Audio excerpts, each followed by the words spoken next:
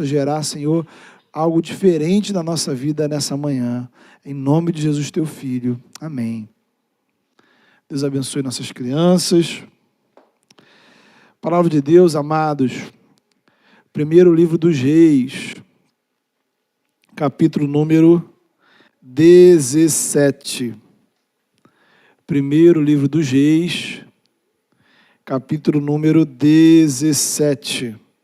A partir do verso 1.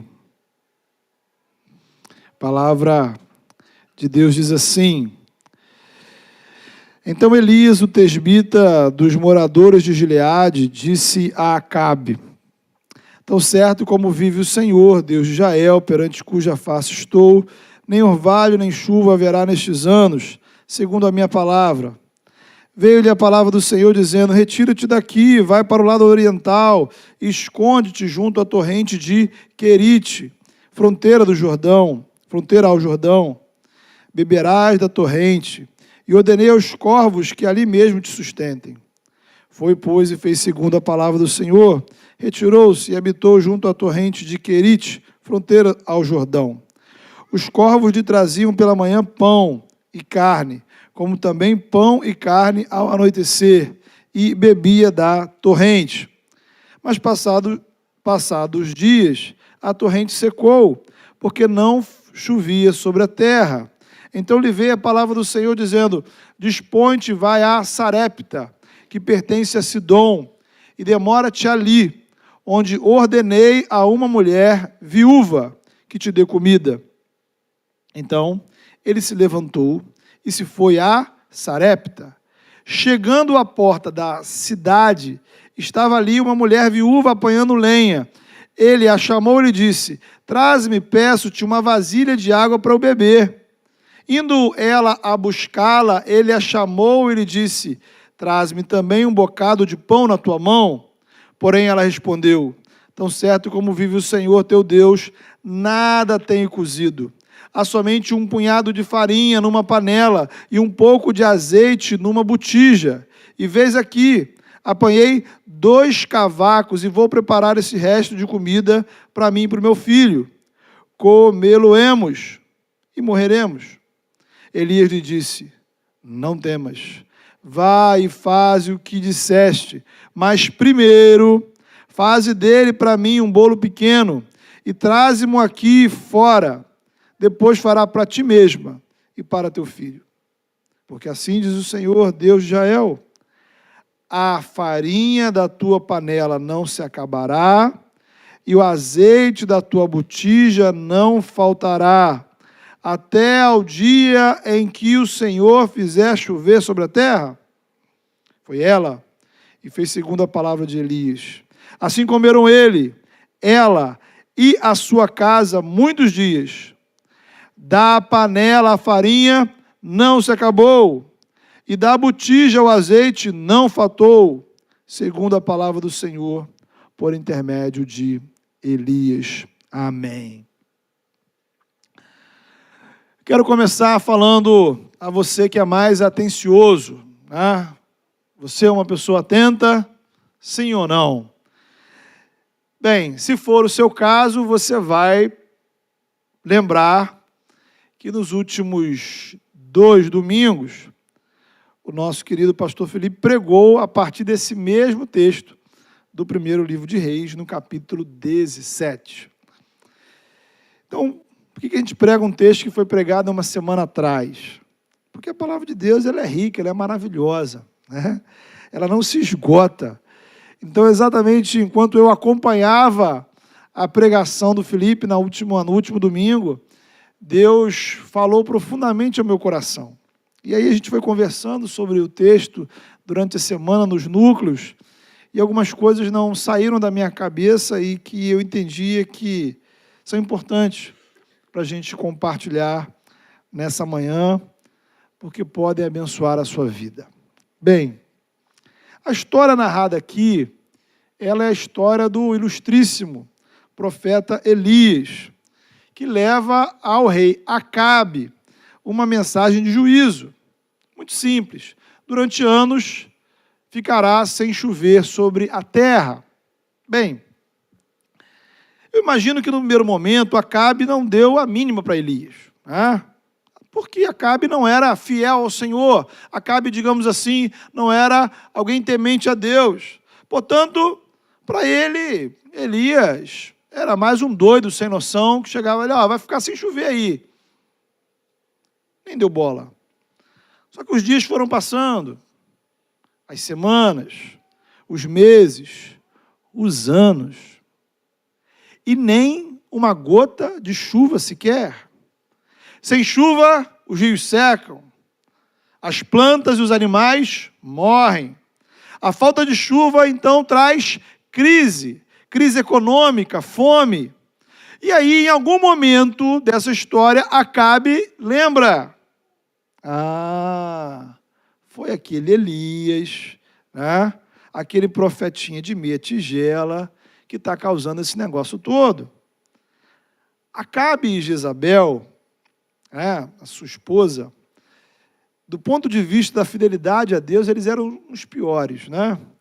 O recorde aí da incredulidade. Cão chupando manga. E aí, como você vai ver lá no capítulo 18 do livro de Reis, esse foi, note bem, o primeiro governo na história que sistematicamente perseguiu os servos de Deus. Título que merece Acabe e Jezabel. A ordem de Jezabel era matar todos os profetas do Senhor, não deixar nenhum vivo. E nessa altura, Elias ficou sendo o inimigo número 1 do Estado. Ele é o responsável pelo sofrimento da nação. Ele e o Deus dele. Não tinha opção. Então, Elias tinha que fugir, porque a ordem era prendê-lo. Até fora do país ele foi procurado.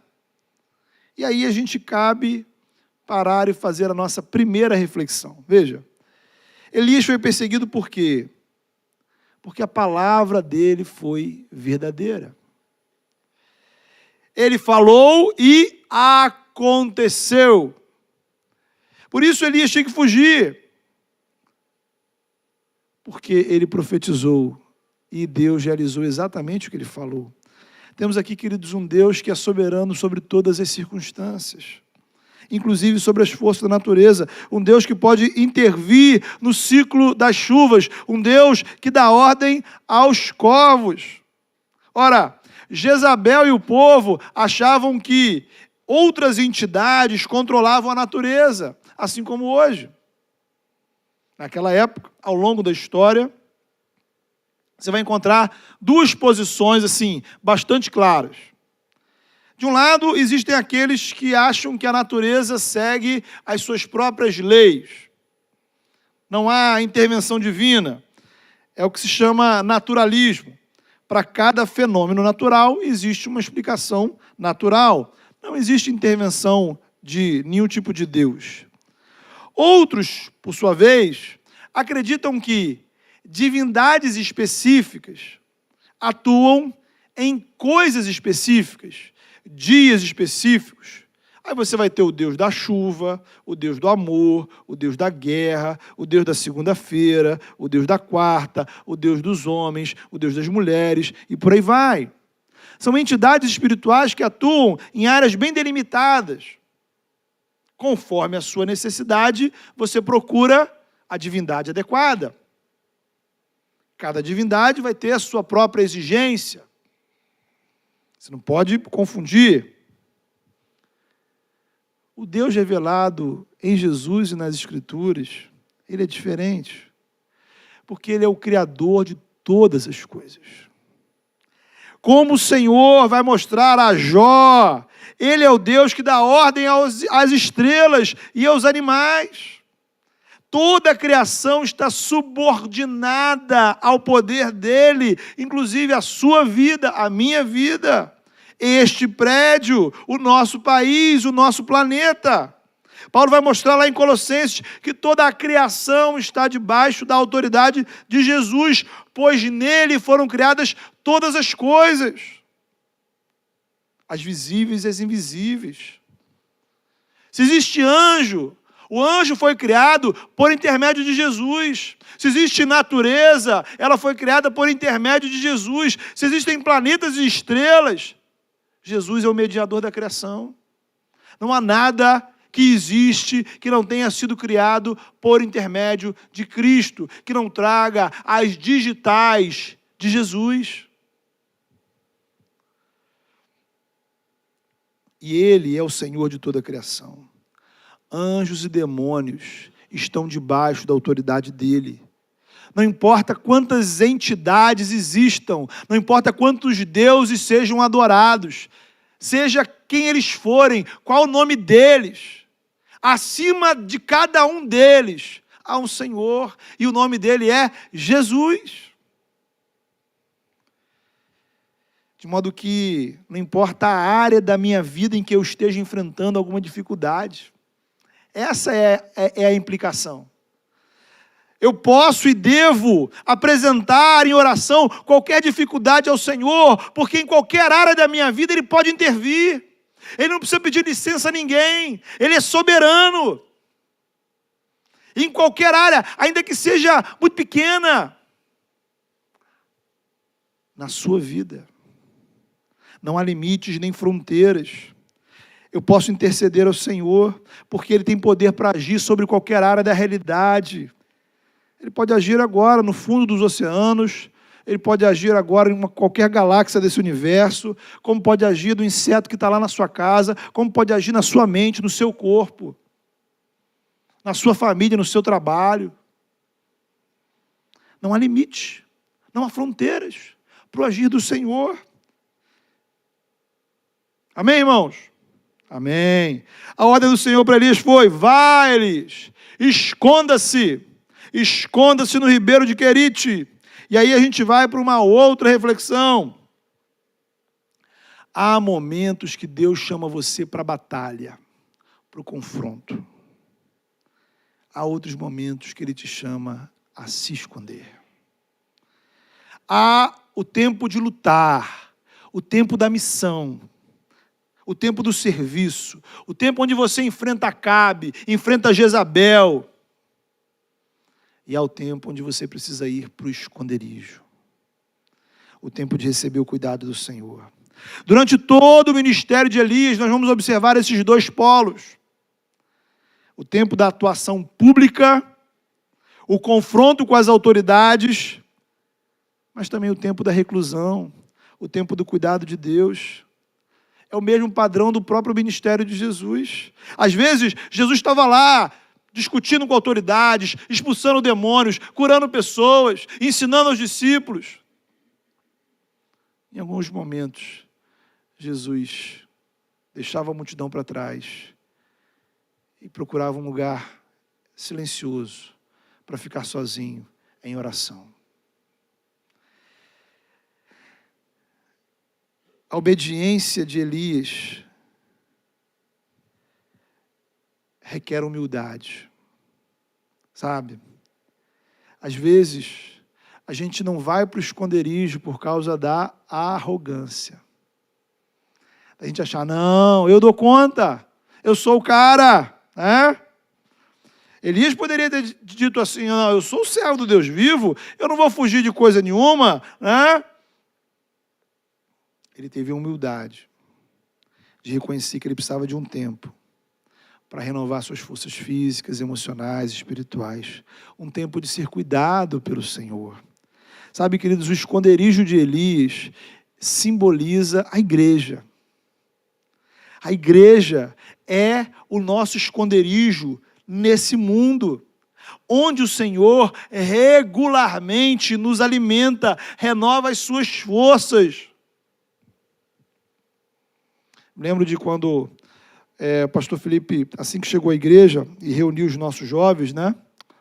Era a área onde ele ia trabalhar, e ele pergunta aos jovens da igreja uma palavra, né? Como é que eles definiriam a experiência deles em nossa igreja? A experiência deles na Igreja das Águas. E a ideia principal para eles, apresentada por eles, foi a ideia de um lugar de refúgio, um abrigo, de onde nasceu a conferência Abrigo. Mas essa, queridos, é exatamente o nosso propósito, esse é o nosso propósito como igreja. Essa é a nossa missão. Ser um pequeno esconderijo em uma sociedade caótica. Como disse na semana passada, o mundo é o espaço da nossa missão. Na sociedade não tem como fugir. Uma hora ou outra você vai encarar um Acabe e um Jezabel. E às vezes o seu Acabe vai estar lá no seu trabalho. Às vezes o seu Acabe vai estar na sua vizinhança, vai estar na sua casa, vai estar na sua escola. O Acabe está em vários lugares, em vários setores. E aí você tem que se posicionar. E aí você tem que dar testemunho. E aí você tem que evangelizar. E aí você tem que cuidar para fazer o certo, resistir às pressões, fugir das tentações, lutar contra o errado, lutar por mudanças. É a luta do cristão no seu dia a dia. E aí a gente pode estar enfrentando enormes batalhas no nosso cotidiano. Batalhas que podem afetar e influenciar muitas vidas. Mas você precisa também ir para o esconderijo. É o culto, é a igreja, é a comunidade de fé. É o núcleo, é a comunhão, é o estarmos juntos em oração, é o celebrarmos a ceia, é o sentar para ouvir, para orar, para adorar. É parar de pensar um pouco em como você vai derrotar o Acabe ou os Acabes e as Jezabéis da sua vida. E você apenas se voltar para o Senhor. Apenas se voltar para o Senhor e deixar Ele cuidar de você. Não era Elias que fazia o seu alimento, era o alimento que chegava até Elias.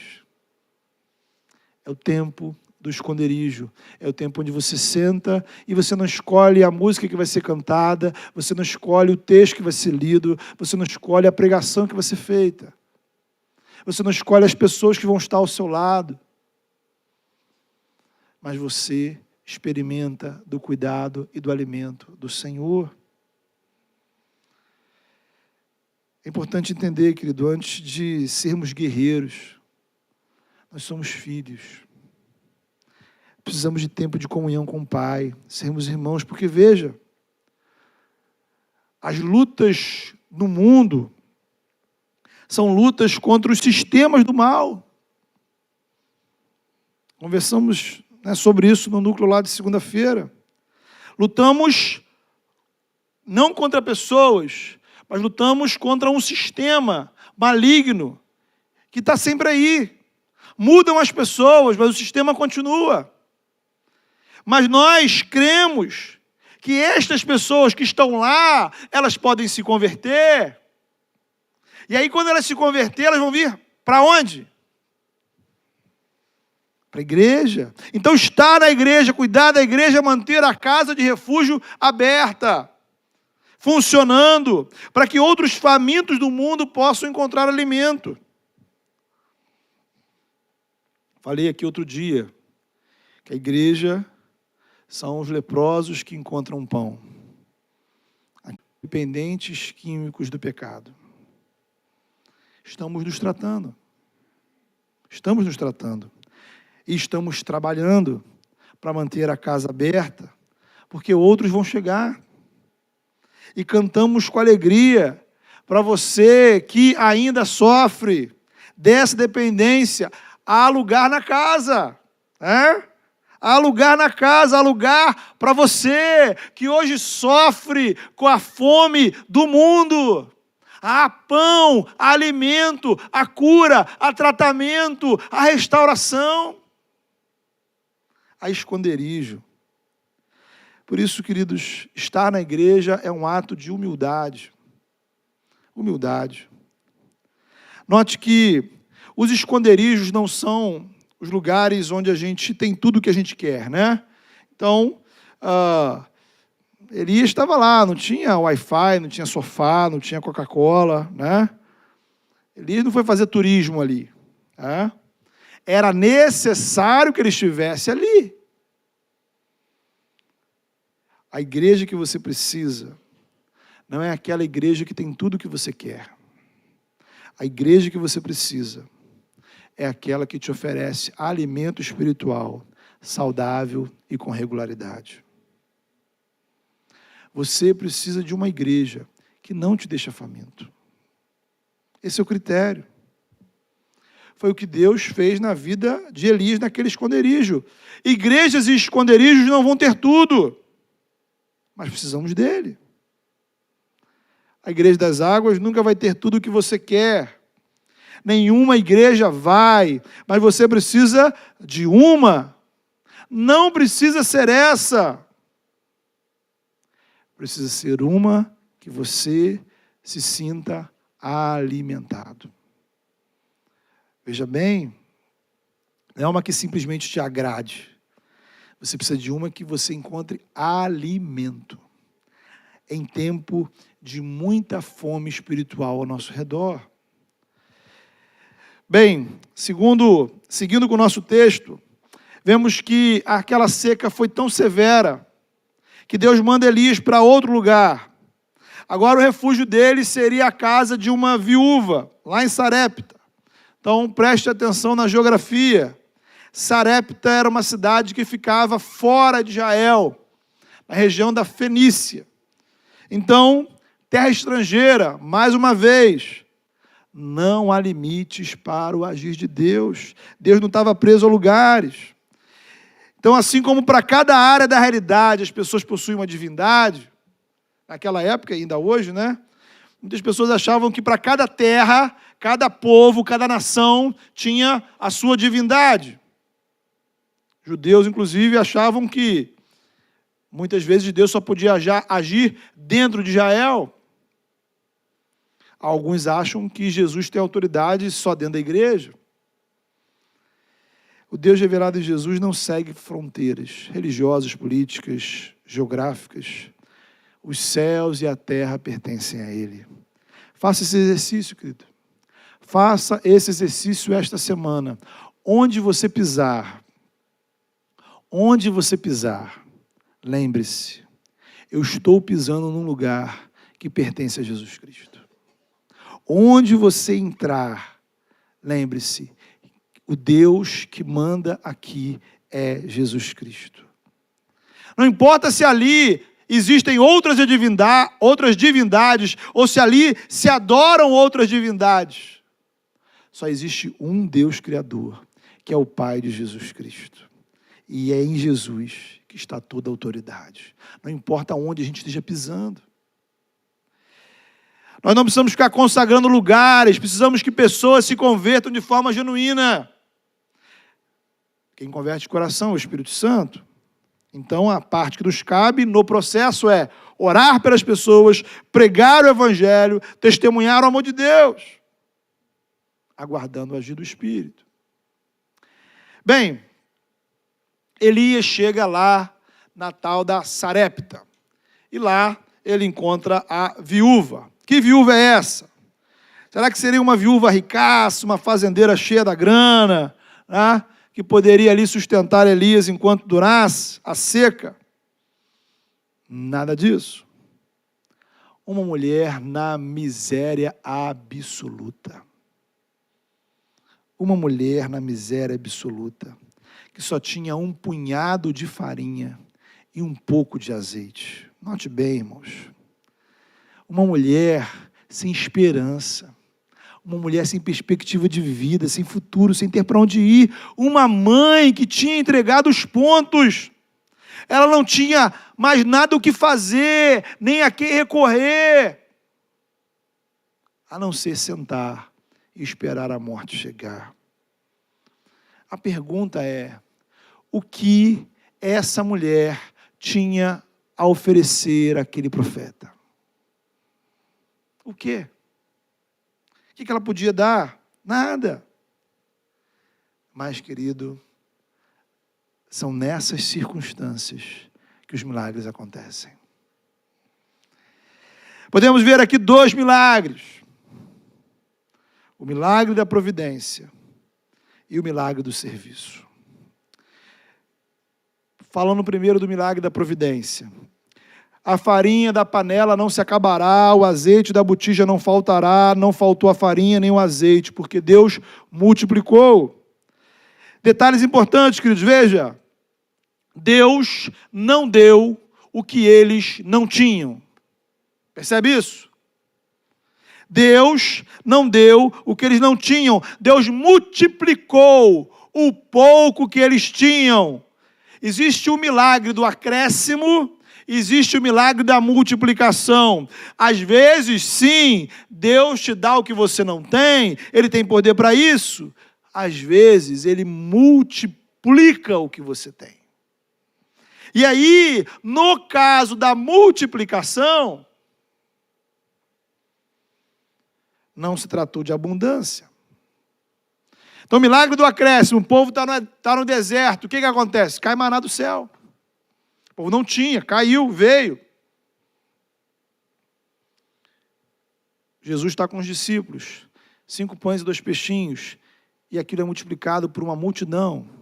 O pouco se multiplica para muitos. Bem, mas a multiplicação não gerou, note bem, abundância. Mais uma vez, Elias não tinha um banquete à sua disposição. Ele sai de uma realidade onde ele estava vivendo ali na dependência dos animais e do rio, e agora ele não vai para uma fartura, né? A casa da viúva não era o restaurante de Matone, que a gente estava ontem lá, né, Jean? Uma bênção. Porque a providência de Deus, veja você, não trata de nos dar tudo o que queremos. É sobre não faltar o que necessitamos. Compreende isso? Como é que Jesus ensinou você a orar? O pão nosso de cada dia nos dai hoje. Irmãos, vamos ser honestos, né? Aqui, vamos ter uma conversa assim, séria. Só eu e você. Não tem mais ninguém aqui. Só eu e você. Nós não queremos mais o pão nosso. Nós já desistimos desse negócio de pão nosso. Né? A gente quer mais, a gente quer muito mais. A gente precisa definitivamente admitir que a gente é ganancioso, que a gente é materialista, que a gente é consumista, que o nosso coração não consegue se contentar. É uma coisa que você precisa admitir. A história da viúva é linda, o milagre é emocionante. A pergunta que eu quero fazer a você: você quer viver esse milagre na sua vida? Diante de Deus. Você quer o milagre do Senhor continuamente multiplicando o pouco que você tem? Você quer viver na dependência de Deus, de que nem a farinha, nem o azeite acabarão?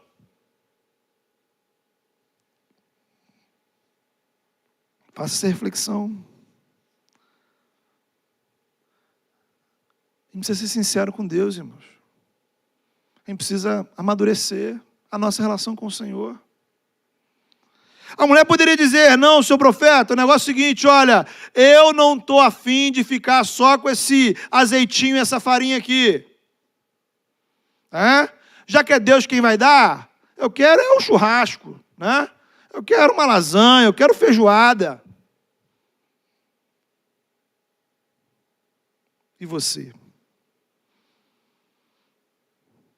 Você quer se alegrar e celebrar em Deus o pouco que você tem?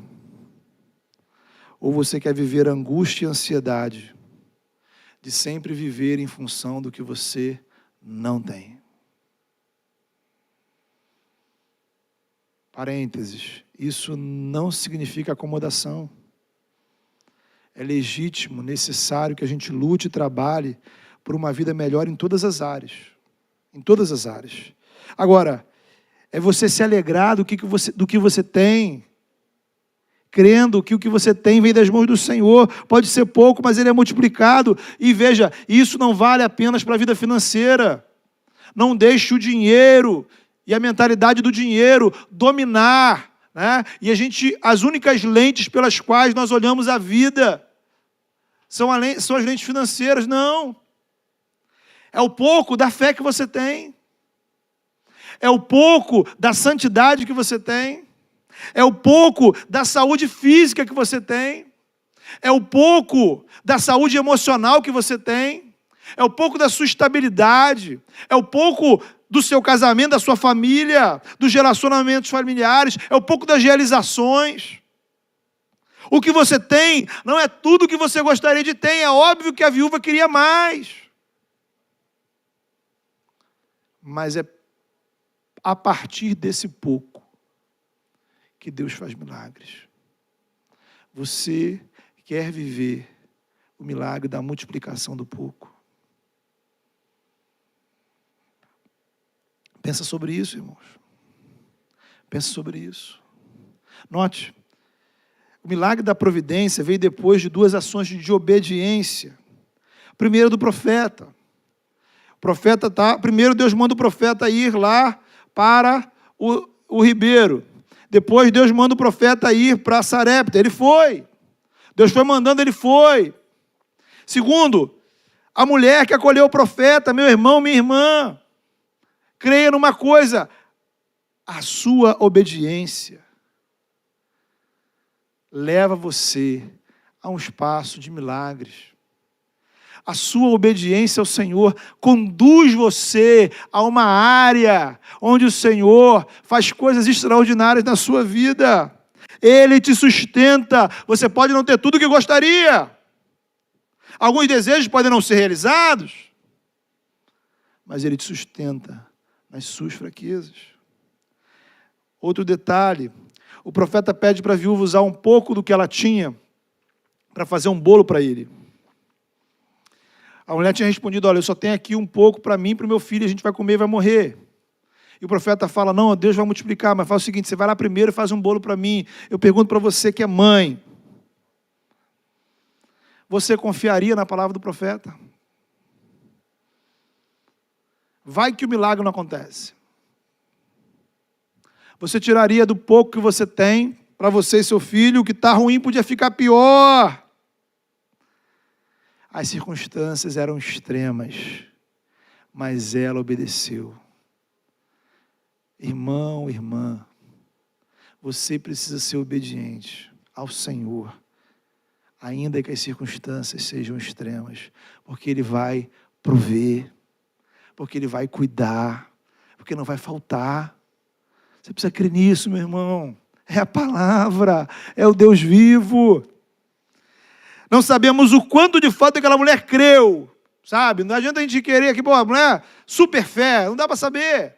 O ponto é, ela obedeceu. Guarde isso para o seu coração. Às vezes a sua fé vai vacilar, a minha vacila um montão de vezes. Temos dúvidas, mas na dúvida, eu preciso ser obediente ao Senhor.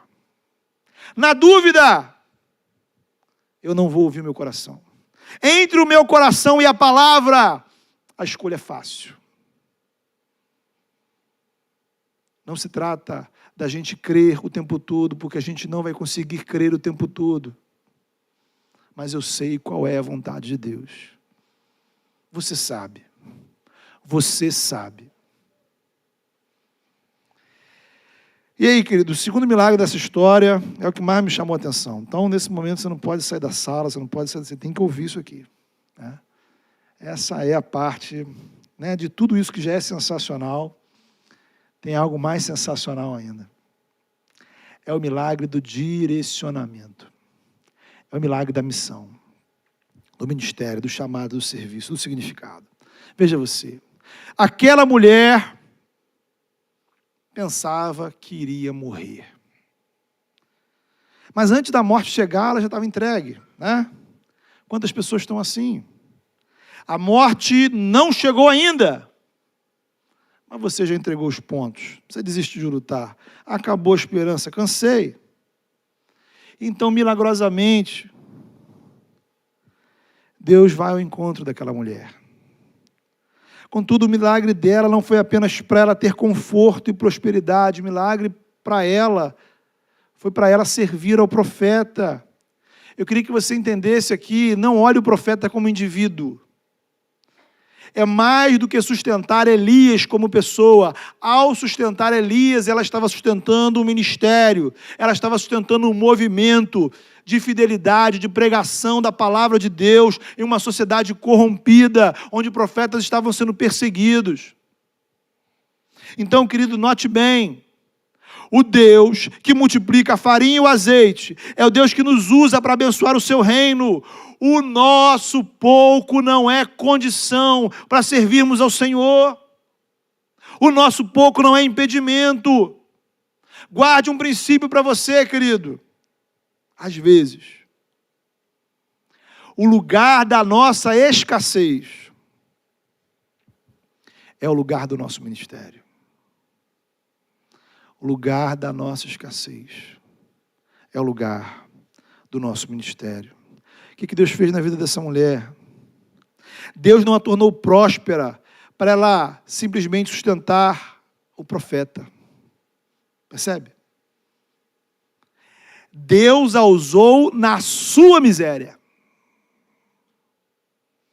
A miséria dela foi instrumento da providência de Deus. A escassez dela foi a matéria-prima que Deus usou para abençoar o profeta. Deus fez daquela mulher uma sustentadora de um ministério que iria impactar o país inteiro. Ouça isso, meu irmão. Às vezes você olha para a sua vida espiritual e se considera completamente escasso. Te falta tudo. Às vezes você se sente emocionalmente destruído, sua vida está uma destruição. Você não aguenta mais, você perde a esperança, entrega os pontos, e Deus vem ao seu encontro e faz o quê? E faz o quê? Ele te dá recursos? Não! Ele te dá uma missão. Ah, meus irmãos, Deus te dá um ministério. Deus te chama a se comprometer com o reino dele. Meu irmão, minha irmã. Meu irmão, minha irmã,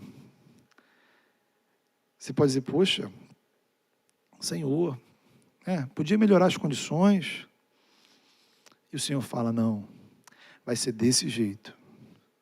É com o punhado de farinha que você tem e é com um pouco de azeite que tem na botija.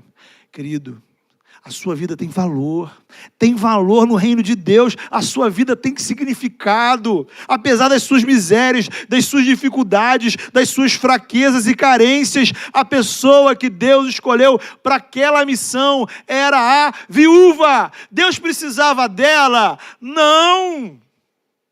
Ora, o texto anterior está dizendo o quê? Deus mandou quem? Os corvos. Deus podia mandar as águias, podia mandar quem quisesse para sustentar o profeta. Ele escolheu uma mulher que estava sem esperança de vida. E aí você para pensar, quem é que está abençoando quem? É o profeta que está abençoando a mulher que está abençoando o profeta. Quantas vezes já me ocorreu o pensamento, poxa, se eu fosse de determinado jeito, talvez eu fosse um pastor melhor. Talvez se não tivesse esses defeitos, quantas coisas eu poderia fazer diferentes, né? Poxa, se Deus me desse esse recurso, essa habilidade, seria muito mais fácil. E aí eu começo a perceber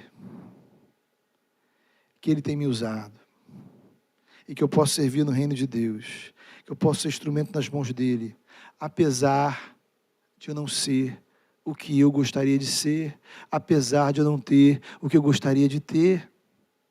O meu ministério acontece na minha escassez espiritual. Pense em José.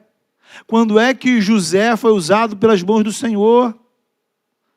Foi quando estava tudo bem na casa dele com os irmãos, de boa, tranquilo? Não. José foi traído pelos irmãos, José foi vendido, José foi escravo, José foi preso. E depois de tudo isso, Deus usou poderosamente a vida de José. Quando é que Deus usou Moisés? Quando Moisés estava lá no palácio, no Egito, cheio de recursos e condições? Não. Deus usou Moisés quando levou para o deserto. E ali no deserto, Deus fez coisas grandiosas. Na escassez, Deus usa a nossa vida poderosamente. Aquela mulher viveu o milagre da providência, porque participou do milagre da missão. Milagres acontecem quando estamos fazendo o que Deus nos manda fazer. Milagres acontecem quando estamos onde Deus nos manda estar. Milagres acontecem quando dispomos, apresentamos a nossa farinha e o nosso azeite para o Senhor usar. Ela não recusou a farinha, era pouca. Ela não recusou o azeite, era pouco. Ela os apresentou. Meu irmão, minha irmã, você precisa apresentar o seu pouco ao Senhor. Você dizer para o Senhor que você tem pouco é algo sem sentido, porque Deus sabe.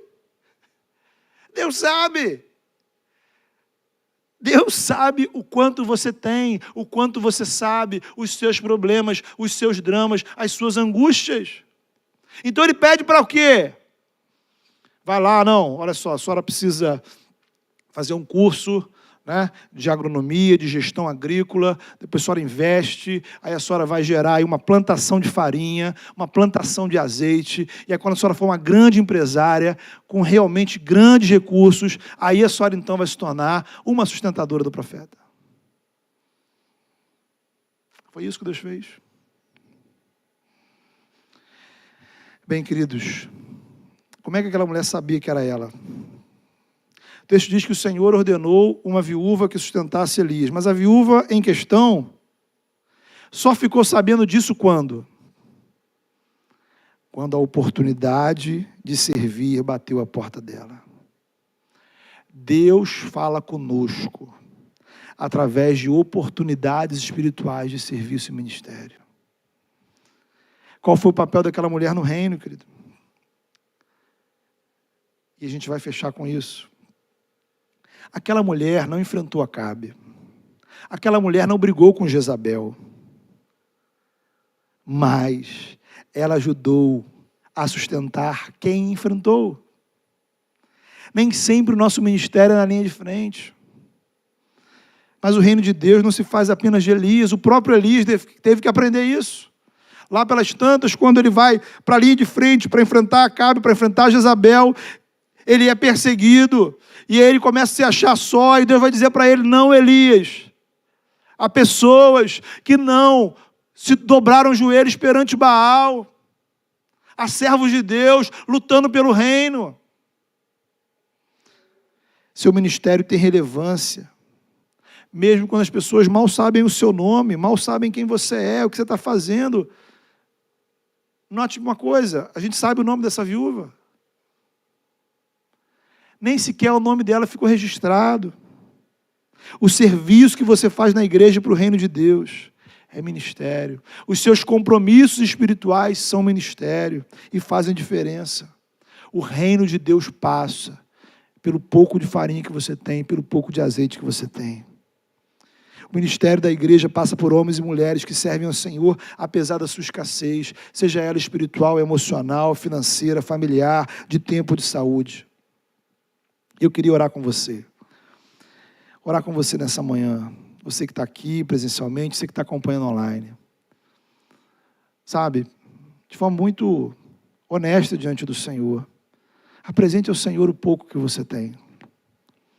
Sabe aquilo que você reclama que está faltando? Sabe aquilo que você se lamenta por não ter, por não conseguir?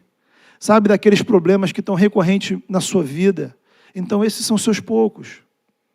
Mas diga ao Senhor: Senhor, aqui estão os meus poucos, o meu punhado de farinha, o meu punhado de azeite, mas eu quero servir ao Senhor, eu quero viver o milagre da multiplicação. Apresente ao Senhor, se coloque diante do Senhor, ore ao Senhor essa manhã. Hoje eu não quero reclamar da minha escassez, hoje eu não vou reclamar, hoje eu quero ser usado através dela. Fale com o Senhor.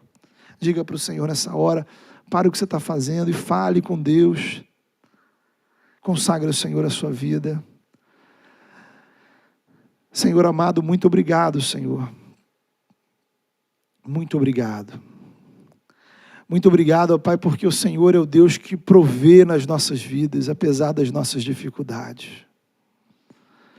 Ó Pai, muito obrigado porque o Senhor é o Deus que faz milagres, ó Deus, em circunstâncias extremas.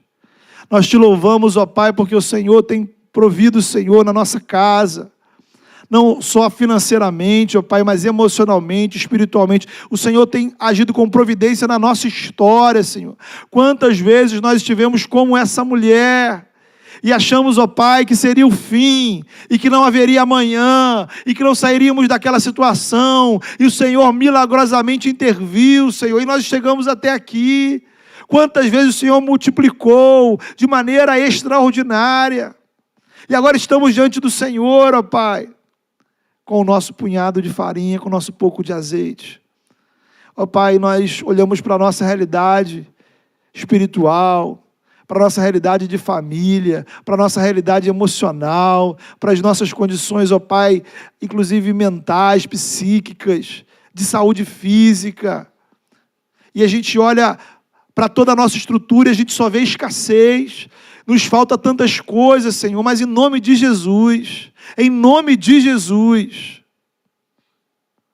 nós queremos apresentar, ó Pai, o nosso pouco, reconhecendo que esse pouco foi o Senhor quem nos deu.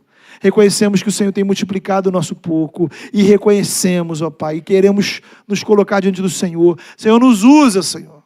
Usa as nossas vidas, ó Pai. Faz do nosso pouco o ministério. Faz da nossa escassez o ministério, Senhor. Que possamos servir ao Senhor, apesar do pouco que temos, e que o pouco que temos não seja empecilho, desculpa, justificativa, para não servirmos ao Senhor. Louvado seja o teu nome, Senhor, porque o Senhor tem usado poucos punhados para fazer grandes obras, ó Deus. Louvado seja o teu nome por todos aqueles que têm colocado diante do Senhor os seus punhados. E agora, Senhor, nós nos apresentamos ao Senhor com o pouco que temos. Faz milagres através de nós, ó Deus. Faz milagres em favor do teu reino. Não necessariamente o milagre da nossa prosperidade, Senhor, mas o milagre, Senhor, de abençoarmos vidas. O milagre de vermos, ó Pai, que a nossa vida, Senhor, nas Tuas mãos, é instrumento de bênção, é instrumento em favor do Teu reino, é instrumento em favor da Tua causa, é instrumento, Senhor, que transforma a realidade. Senhor, obrigado porque o Senhor provê. Obrigado porque o Senhor nos usa. Louvado seja o teu nome. E aqueles que oraram ao Senhor, e aqueles que se apresentaram ao Senhor sinceramente nessa manhã, em nome de Jesus, ó Pai, vai ao encontro dessas vidas, ó Pai, e que elas sintam a tua presença, o teu toque, Senhor. E que elas percebam que hoje mesmo, Senhor, o Senhor as está usando para a glória do Senhor. Use essas vidas para abençoar outras vidas. Use essas vidas, consagra essas vidas, ó Pai, para abençoar o teu reino, para promover a tua causa, em nome do teu Filho Jesus. Amém.